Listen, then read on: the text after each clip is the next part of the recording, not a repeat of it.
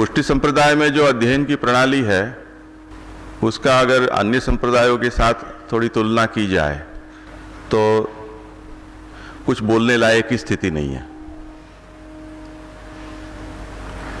क्योंकि जहां ब्रह्मचारी और सन्यासी गुरु शिष्य की जो प्रणाली चल रही है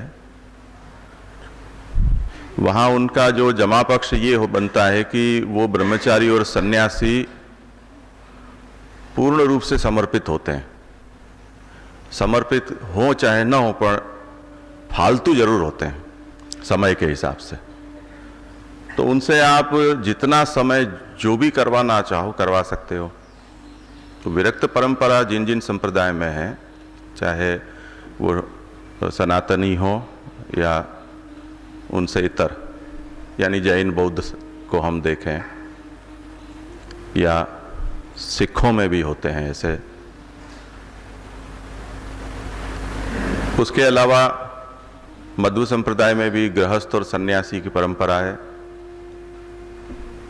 शांकर संप्रदाय में तो है ही, प्रसिद्ध है।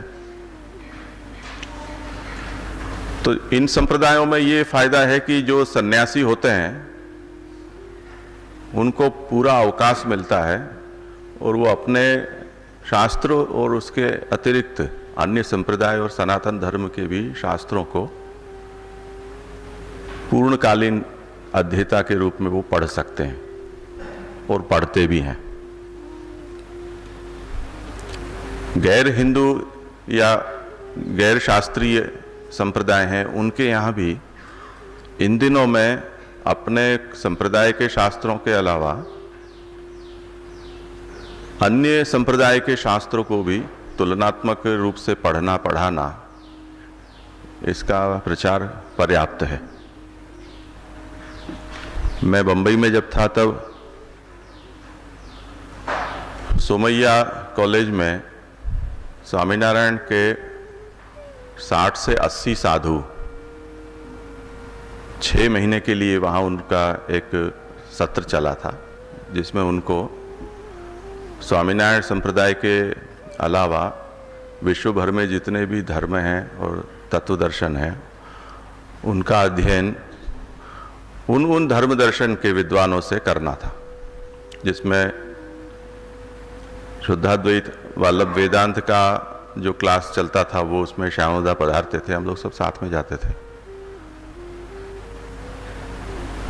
और उन्होंने काफ़ी अच्छी तरह से वो पूरा कोर्स किया। वो अक्षर पुरुषोत्तम संस्था के साधु थे सब। पुणे में एक बहुत बड़ी क्रिश्चियनों की इंस्टीट्यूट है जहाँ पर दक्षिण एशिया में जितने भी चर्च हैं, कैथोलिक चर्च, उन कैथोलिक चर्च में जो पादरी होते हैं उन पादरियों की ट्रेनिंग होती है, तो स्पेशली उसके लिए वो संस्था है और वहाँ 24 वर्ष की ट्रेनिंग होती है, उसके बाद वो पादरी बनता है। हर तरह की ट्रेनिंग उनको दी जाती है, रसोई बनाने से लेकर जो प्रदेश में उनको काम करना है वहाँ की भाषा का ज्ञान, वहाँ की समाज रचना, रीत रिवाज, वहाँ प्रचलित धर्म, लोगों के पहनावा, उनके रूढ़ी रिवाज, इन सब चीज़ों का उनको ज्ञान कराया जाता है। उसके बाद उनको वहाँ ईसाई धर्म का प्रचार करने के लिए फिर उनको नियुक्त किया जाता है। अब इन सब चीज़ों को अगर हम ध्यान में रखें तो उनके सामने हम कहीं टिकते ही नहीं हैं, कहीं गणना में ही नहीं है। ये धर्माचार्यों की स्थिति तो आप लोगों से भी बदतर है, पर वैष्णवों की स्थिति अभी देखें अपन समाज में, तो इन सब दृष्टि से अब ये देखते हैं, जब भी अखबार में देखते हैं हम या अभी जो सोशल मीडिया जो भी चल रहा है उनकी ओर हम देखें तो ढोल बहुत पीटे जाते हैं आज यहाँ ये कार्यक्रम है, आज वहाँ वो कार्यक्रम है। न्यूज़ चैनल में अभी धार्मिक कार्यक्रमों की समाचारों में भरमार नहीं है, पर प्रिंट मीडिया में तो अगर उनका परसेंटेज देखें तो 20-25% तो धार्मिक कार्यक्रम जगह रोकता ही है अखबार में। आज यहाँ कथा है, आज यहाँ वो है, ऐसा करके। तो ये ढोल तो जरूर पिट रहे हैं, पर इसके बावजूद भी जो इन कार्यक्रमों में सम्मिलित होते हैं उसके बाद अपने दैनिक जीवन में धार्मिक आचार का प्रवेश नहीं हो पाता है।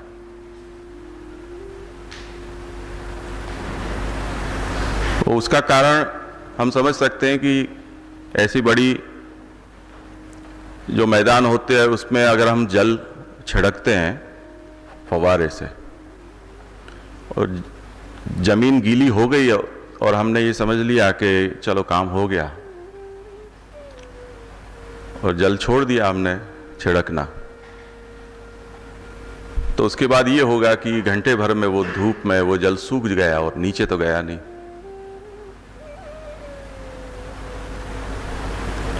तो वहां जो भी बीज हैं या सतही रूप में जो वहां पर घास फूस उगी हुई है उनका भी पोषण करने के लिए वो छिड़कना पर्याप्त नहीं होता है।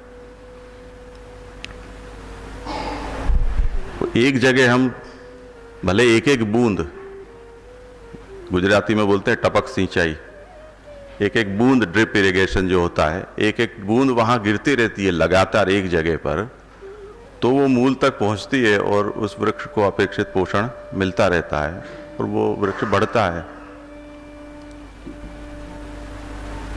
तो शुरू में एक ऐसा क्रम चला था कि षोडश ग्रंथ प्रवचन माला का आयोजन होता था गांव-गांव में। तो कई गांवों में वो षोडश ग्रंथ का प्रवचन संपन्न भी हुआ, जैसे बड़ौदा है, भरूच है, राजकोट, गोंडल और न जाने और कहीं कहीं भी।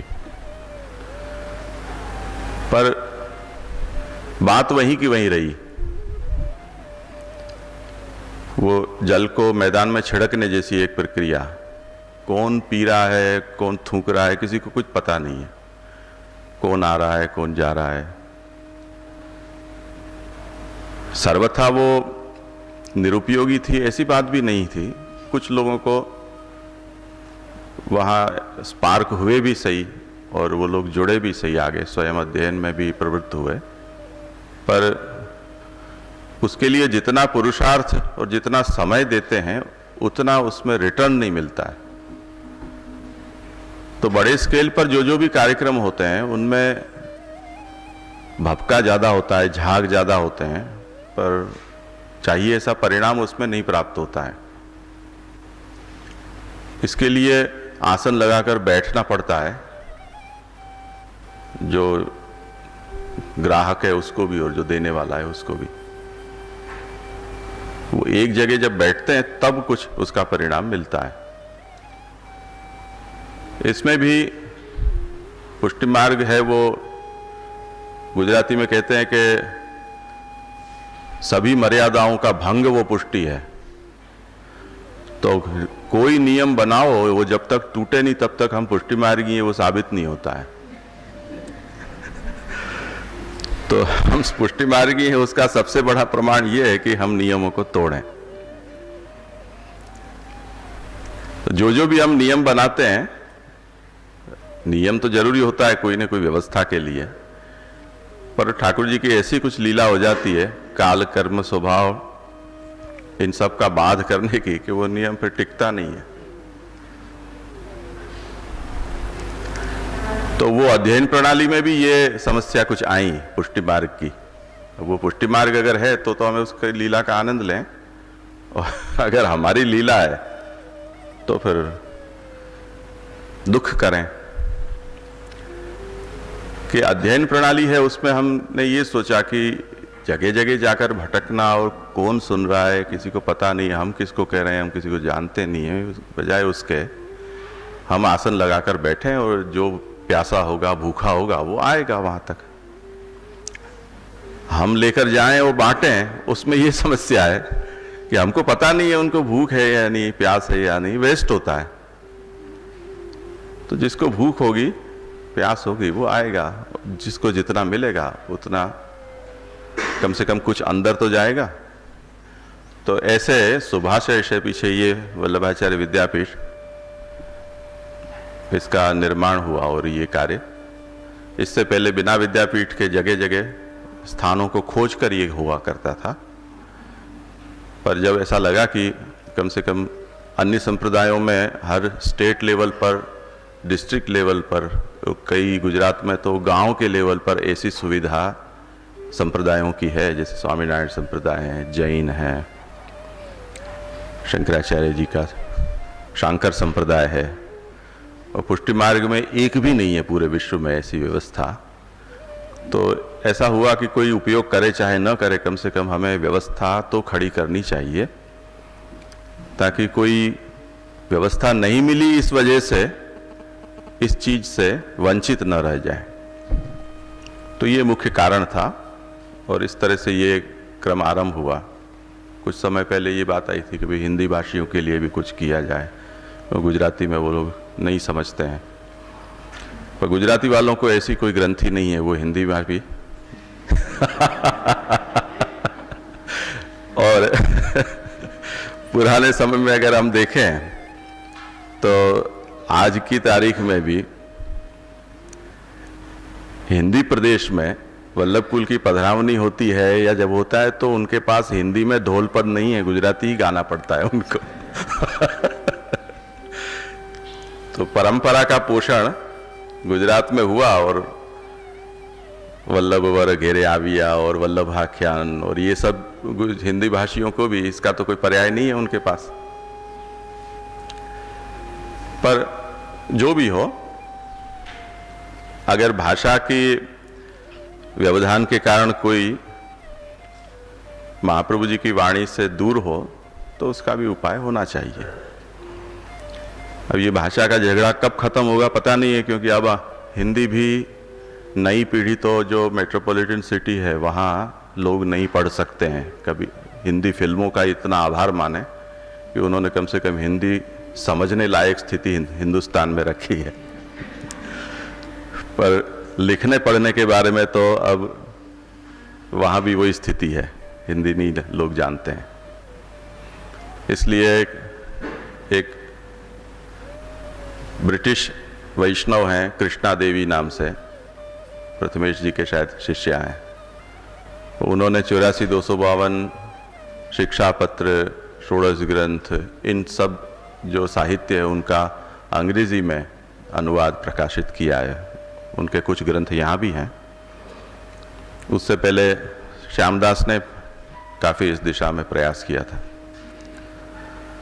तो ये तो अच्छी बात है। भाषा के कारण किसी को ऐसा नहीं होना चाहिए कि भी मैं पुष्टि मार्ग से दूर हूँ।